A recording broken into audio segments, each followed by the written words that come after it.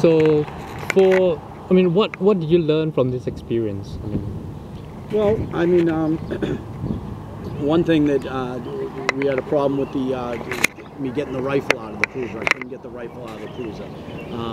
That was a problem for me because I think it would have been a different firefight if I was able to get that rifle out. So I think the practice of that, we don't do it very often. We're a small town, so you're not reaching for that rifle all the time. or do you think it could be a design thing? Like it should be.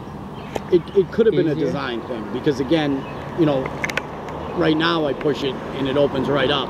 But you know, so it could have been my adrenaline. I wouldn't know. I don't know. I mean, I'm going to test them a lot more now. And if it ever malfunctions, I'm going to tell them we need to get a new one because this needs to work when it has to work.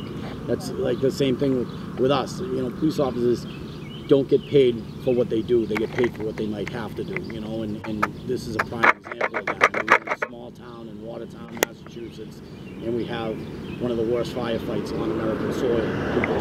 Terrorists throwing bombs at us. You know, you're never going to think it's going to happen, but if it can happen here, it can happen everywhere.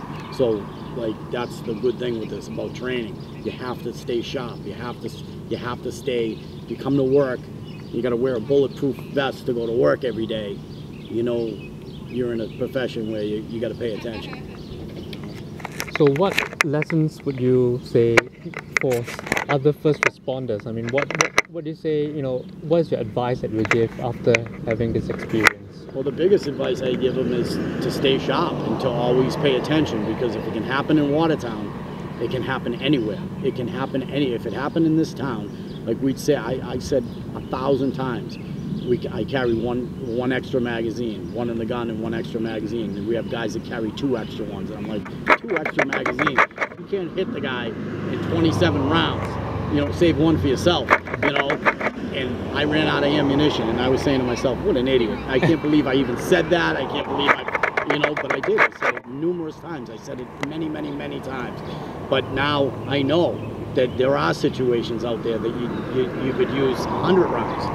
Like this situation, I wish I had more, you know, because it would have been a different firefight. I ran out of ammunition, and you know, tactically, that's unacceptable, you know, and I'm a little embarrassed by it. I wish I had another clip, you know, but you know, lesson learned. All right, I think that's about it. Thank you. Great, so nice to meet you. Yeah.